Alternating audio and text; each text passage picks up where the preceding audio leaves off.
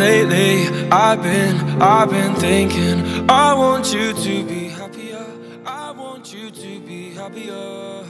When the morning comes and we see what we've become, in the cold light of day we're a flame in the wind, not the fire that we begun. Every argument, every word we can't take back, 'cause with all that has happened I think that we both know the way that the story ends. Then only for a minute I want to change my mind, 'cause this just don't feel right to me. I wanna raise your spirits.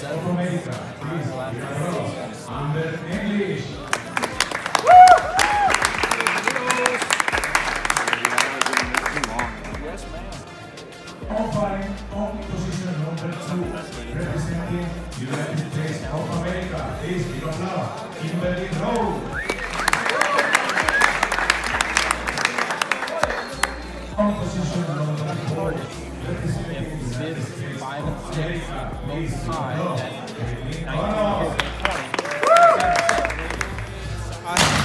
We ran our course, we pretended we were okay.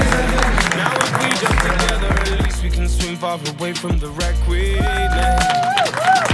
Then only for a minute I want to change my mind, 'cause this just don't feel right to me. I wanna raise your spirits, I want to see you smile. No, that means I'll have to leave.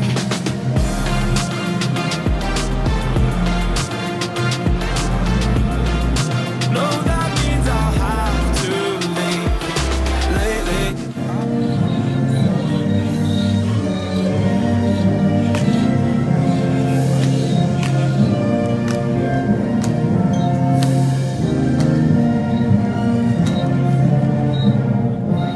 Elizabeth, and I'm from Guatemala. I shoot ski with Beretta 682, gauge 12. My grandfather was a hunter as well as my dad, so they actually were the ones who teach me how to shoot. I started when I was 12 probably, and I remember that my first hunting was so excited because I live in the city, so when I went to the first time to the field, it looks like all these trees and mountains. I don't know, I just fell in love with that. What do you love about traveling to different countries and meeting new people? I love the food first, and just know different cultures. Like I know it's the same sport, but everybody's so different. Like everybody prepares so different, everybody asks for the clay so different, and some of them so funny. I don't know, we don't have a lot of difference. The food, everything's so spicy and hot. The weather in Guatemala, it's more tropical. Like here it's whether it's hot or it's very, very cold. And I think the ranges, because in Guatemala we only have one, and here like 5, I guess. What do you think about the range here in Guadalajara, Mexico? I love them, actually. Well, I only have one field, so you know, like being able to shoot in 5 different ranges is amazing.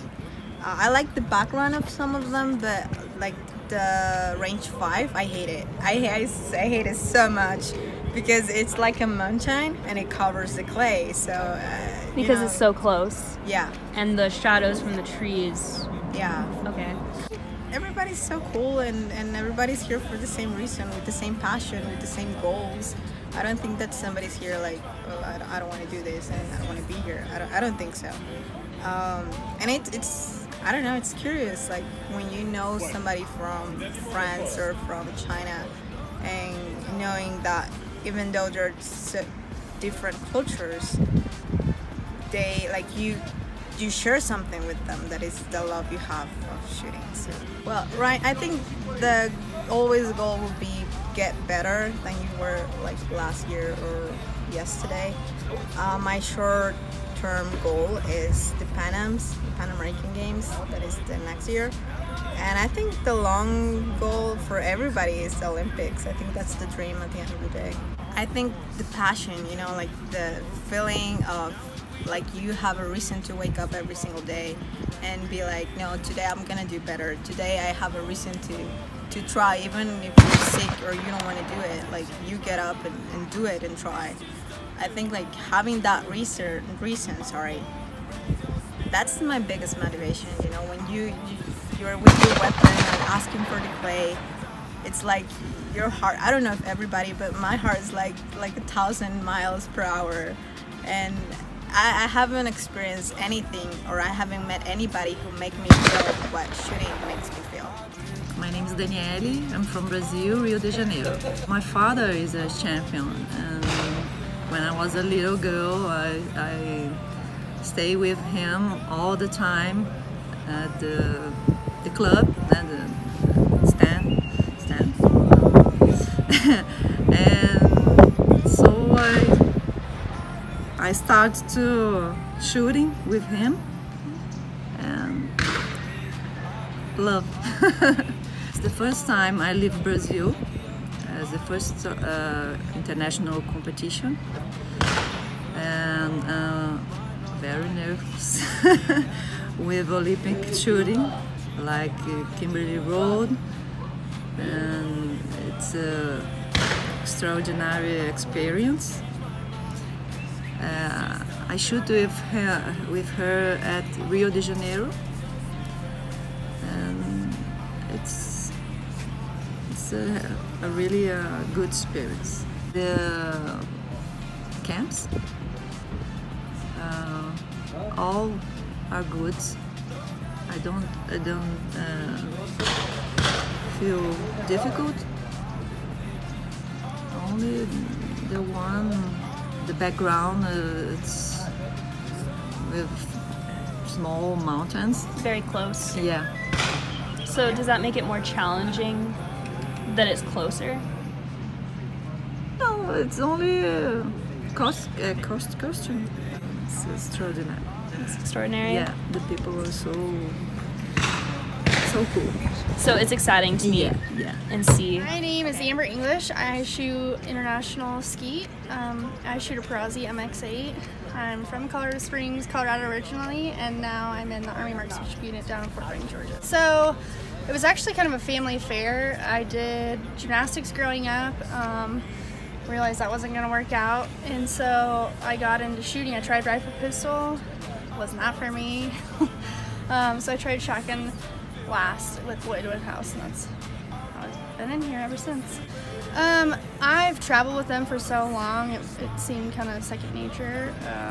I battled myself if I really wanted to join the Army or not, but it ended up being a really good decision. So I was fortunate enough to be able to go through the World Class Athlete Program at Fort Carson and then be attached to the AMU. I think the camaraderie, I mean, most of our teammates are like family to us, so it's always fun, even if you don't do well, to see your other teammates do well. I've made a lot of friends from all over the world, so it's been nice and super fun to be connected. Yeah, I mean, we all hope that we do well, and it's just good. It's like seeing a good friend at home that you haven't seen in a long time, so you catch up, and we have, you know, we're super competitive on the field, but off the field, most of the time we can sit down, play cards, and hang out, and go to dinner together, and do all that. Mentally, I was happy with my performance leading up to the final, but I still knew that I had to finish it and be on my game to squeak out of this final in first place or even on the podium. I mean, these girls are tough, so they definitely make me work, but I was really pleased with how this match went, but I was definitely working hard. Yeah, my short-term goal is to go have fun this winter. Put the gun down for a little bit and have fun. And then, yeah, we'll be getting ready for our selection match, and then just Olympic trials and everything. Short term and then long term is to hopefully make the Olympic team. My name is Dr. Matthew Zanis. I am a doctor of physical therapy and a strength conditioning coach with USA Shooting. I actually started out as an athletic trainer as my first degree at the University of Pittsburgh, and did a lot of professional sports after that with the Pittsburgh Pirates, and then to the Arizona Cardinals as well. But I was a baseball player, football player growing up, and constantly getting hurt. So what I found was that I wanted to be able to help people who were experiencing injuries like I did, going through adolescence and playing sports as a kid and whatnot. So this is the best way for me to actually give back to that. sporting community. I'm great with networking and connections, and it is a lot about meeting some awesome like-minded people and really establishing those foundational connections and building a community and network out of that. And one of those connections gave me the opportunity to work with USA Shooting. He was actually a mentor of mine while I was going through school, and this just recently happened about a year ago. But he called me up. He's like, "Do you want to do some work with the Olympic Shooting Team?" I was like, "Hell yeah, let's do this." I was a shooter growing up, hunting and fishing from the age of 7. Shot shotguns, did a little trap, and I still do a lot of sporting clay shooting now. A lot of archery hunting, shooting archery competitively, and pretty much anything that can go bang, I'll shoot. So it was very fitting for me, because then I took my physical therapy knowledge and my expertise in movement and was able to apply that with the shooting community, which I kind of felt was underserved in a way. And there was a lot of work that could be done to improve the performance and longevity of these athletes. I've been all over, so I'm actually based out of Arizona in Scottsdale, so I'll go down to a lot of the matches that we have in Tucson, selection matches in the World Cups this past year. But it was cool to be overseas in Malta this year and over at World Championships in Korea. And now we're down here in beautiful Guadalajara, Mexico. So all parts of the world, it seems like I've been a world traveler this past year, which is kind of cool, because I love experiencing and seeing these new environments and seeing how each athlete actually responds to the new shooting environment they get just juxtaposed into. So the intensity of competition with some people, and you really start to see that competitive nature come out despite what they might maybe like off the range or off the field. So it's really cool to see that contrast back and forth, and how they handle it, especially in the face of adversity, even with the weather. I mean, in Korea, it was pouring down rain. I mean, just torrential downpours, and you would see people like Vincent Hancock and Kim Rhodey, and it doesn't even faze them. Like, they're able to just kind of block that stuff out, and because they're going to get the job done, right? But for me personally, though, I love to establish these relationships with them, because it's not just seeing them one time and going on your merry way. Like, we've developed these friendships over the past months and years, and it's really rewarding to help them achieve their dream of becoming an Olympic medalist, Olympian. I really do, like I said before, I think that there is a huge need in this niche market, if you will, of the shooting community. And I personally I'm a puzzle guy. Right? I've always grew up doing a lot of puzzles, and the human body is the biggest puzzle there is out there. Mm-hmm. So for me, this is not work. Like, this is my passion. This is my dream. Because if you are a human, you have a body, you are an athlete, right?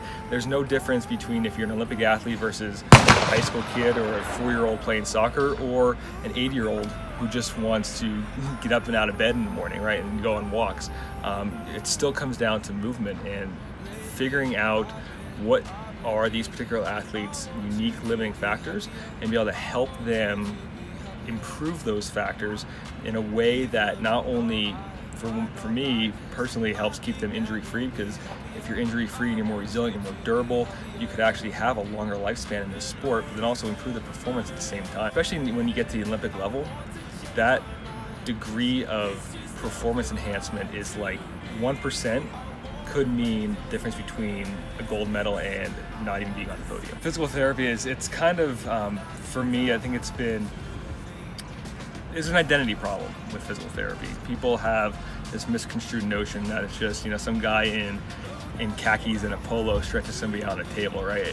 It's not like that. It's not like that at all. Like, our expertise is in movement, and if done correctly, we should be the movement experts, the doctors of movement, who can go in there and watch anybody move, including a shotgun athlete who is, very little rotational movement going on, but it's still something. It's still something you can pick up on and improve. And there's a lot more to it than just the hands-on stuff.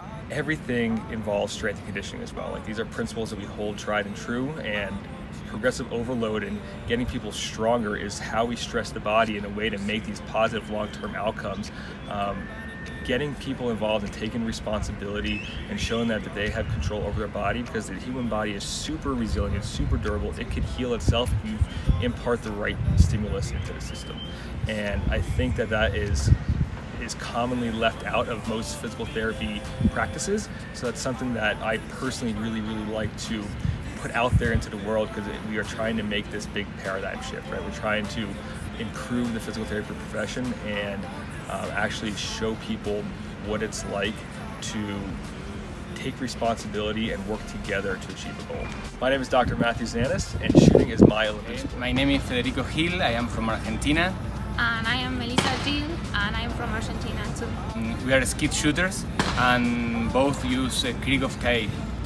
Well, we start because our father was a shooter, and then now is our personal coach and national coach. Yes. So he was at the national team like 25 years, so was something, you know, in our veins. Blood. Well, short terms is okay. Short terms, well, to classify. The qualification, the okay. Our short term was to qualify to the Pan American Games and to the CAT. Yes. And well, we made it, and then like a long term was what to get in the final, and well, won the quota. Yeah. Well, in my case, you know, like all the Olympic shooters, always my goal was the Olympic. So I try always to be there and always working hard, trying to get a medal, of course. So that is my goal in long term, of course. And always, well, in every competition there is my goal, because it is always step by step, right? Target by target. And I start shooting. When I start, I did it like a hobby, but then I start to watch Olympics, and it was like when a mosquito pick you, and I said, well, I want to go to an Olympic Games, and I did it in Rio de Janeiro. Was my first Olympics, so I was very excited. Because for all of what means, and well, I won the 8th place, and I was very happy. And well, then you want more, you know. And now we want to go to Tokyo. Yeah, if it's well, possible. In my case too, when I get the quota for Rio, was like, okay, like a dream that come true. But now, well, of course, in Rio I didn't do my best. So now I am working because I want to be in the next Olympic and trying to be better. I started shooting when I was 13, and took a long time to win the quota.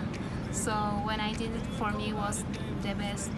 It is the best moment in your life when you go to the open ceremony and see there a whole stadium, you know, clapping hands for you, like Argentina. Yeah.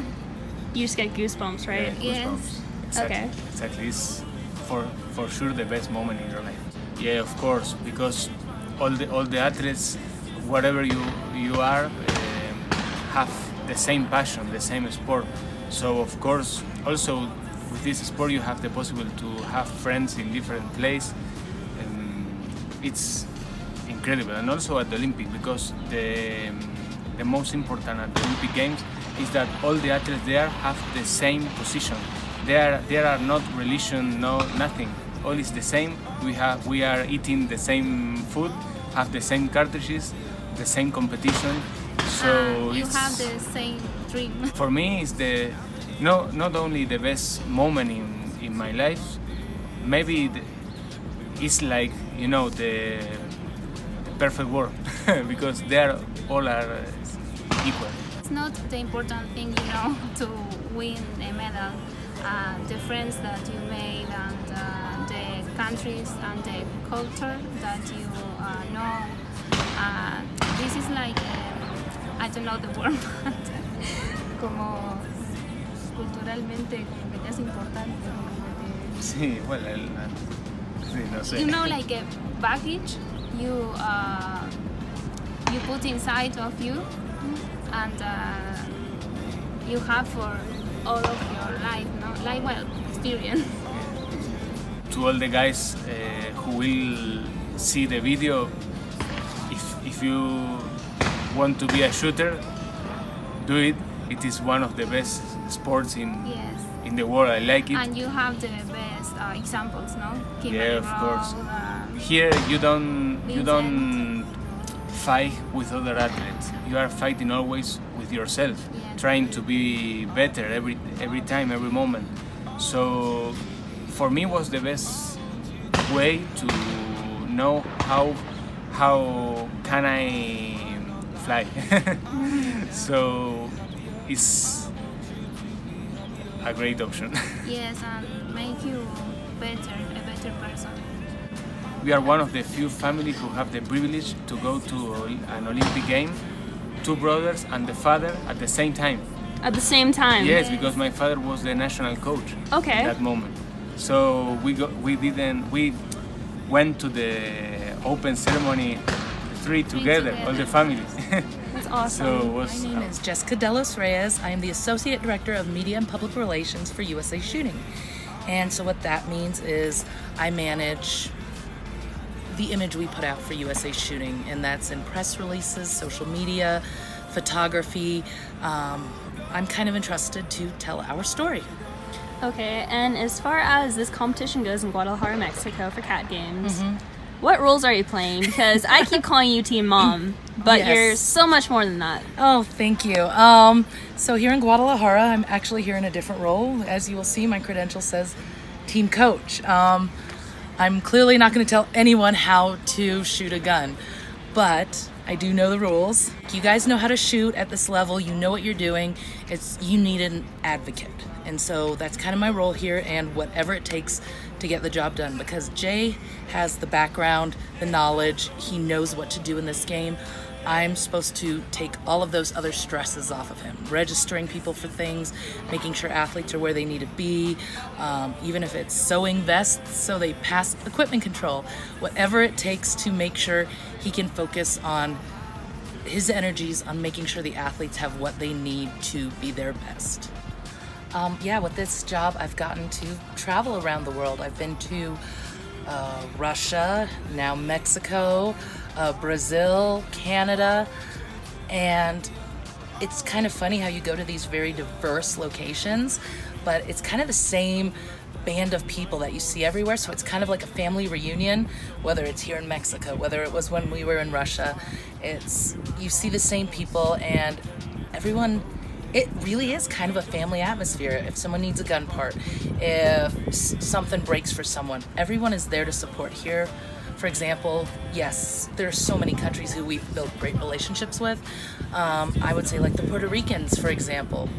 We've gone to each other to help each other out because it's the right thing to do, and I think everyone has that feeling of, if I'm going to win, it's going to be because I put up the best score, and it's not because my competition was disadvantaged or hurt in any way. So yeah, you'll see a lot of athletes who will go and give other country athletes a hug, a kiss, because these are the people they're always competing against. At this level, it's kind of a niche sport that there's only so many people kind of in the world who do this at this level, that are this good. So you see these same people over and over again, and you start to build those relationships, whether it be in social media, at other competitions. You really do get to know them outside of their role as athletes at a range. Oh my goodness. It's going to the opening ceremony of the Olympics. It's different because when you see it on TV, you have that commentator explaining what's going on, because they always have something pertinent to the culture of the nation that's hosting. And so you're watching it and you're like, wow, this is all so beautiful, but I don't know what it actually means. So I actually had to watch it when I got back from Rio to know what the significance of each of the things they did. But just there, when the flag bearer comes out and they announce your country and people are screaming it, you feel it in your soul. I mean, it's an indescribable feeling. At the 2015 Pan American Games in Toronto, Canada, our very own Kim Rhodey was actually the flag bearer.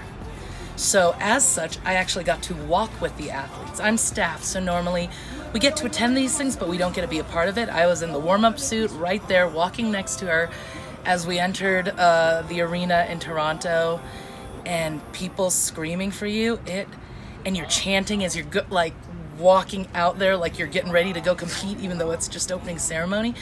But there's a level of national pride. I don't know how else you can feel it or describe it. It shakes you inside. Rio 2016 was my first Olympic Games, and the United States, actually our very own USA Shooting's Ginny Thrasher, won the first Olympic gold medal. So I'm standing there on the field of play with her as it's, oh my God, she's actually gonna win. Oh my God, she's actually gonna win. And I'm having this is my first Olympics. I don't know what to do with this. And she's kind of having probably the same feeling too in her own way. So I had to do this running around to set up because it's the first gold medal of the entire Olympic Games and it's going to a shooter. This is a huge responsibility for me in my role as the media person. So I wanted to make sure that went off flawlessly for her. And so when an athlete finishes competing at the Olympic Games, they go through, it's called a mixed zone. It's kind of like a receiving line at a wedding, but that's where all the press is, and you have to talk to people when you come off the field of play. And so Ginny ran at me and she's giving me a hug, and she says in my ear, "Jess, what do I do?" She just won an Olympic gold medal, and she's like, "What do I do?" And I actually told her, and I don't know where this came from, that you've trained for this all your life. I've trained for this moment all my life. So this is where I step in. You've done the winning, you've done the hard part. You get to enjoy it, and now I get to help tell your story. And that was a huge privilege in my life and in my career. And getting to stand there on the ground while she's on the podium and the flag is going up and the national anthem, and I knew I had to go on camera right after that to run a press conference for her. I was crying like a baby. It was one of those, inside I'm telling myself, like, keep it together. You have to go on camera, keep it together. But like tears are just welling up in my eyes because someone I know that I've worked with just won an Olympic medal, and it was the first time I'd ever heard the national anthem at the Olympic Games, and I will never forget that day. It was the longest day of my life, but one of the most exciting. The thing I really like about what I do, whether it's the gun or not, is, and I've learned it particularly when we are at the Olympics, these athletes, you're not gonna get, for the most part, you're not gonna become rich or famous doing this sport. You do it because you love it. You will do it in the rain, sleet, snow. You will go and spend hours on the range by yourself when you could be spending time with your friends or doing other things. You do it because you truly love that, and I respect that so much. And also, from a media perspective, I find it fascinating because our athletes don't often just get to talk about their sport. When I take 6-time Olympic medalist Kim Rhode to an interview, she gets asked about gun violence or gun issues. She doesn't get asked about how she's won 6 consecutive medals at 6 consecutive games. If this were any other sport, she'd be on a Wheaties box, but it's because of the tools she uses for this sport. And I've come to respect this as, this is our hockey stick, this is our tennis racket. And these athletes have this added layer that's unfair to have to talk about these horrible issues that have nothing, absolutely nothing to do with this sport. Because I've learned, and I will say as a self-confessed liberal, this is a sport that teaches discipline, goal setting, focus, respect, to use something that could be dangerous in the very precise manner these athletes use it. It requires a good person who has a lot of fortitude as an athlete and as a human being. So being able to help athletes be able to tell their stories and tell what they really do, because people will ask, oh, well, you do the same thing as this person who did this horrible crime. It's no, I don't. I shoot at clay targets. I shoot at electronic targets. I work my butt off day in and day out just as any other athlete. And helping tell that story, I really take a lot of pride, and it's a very serious thing for me.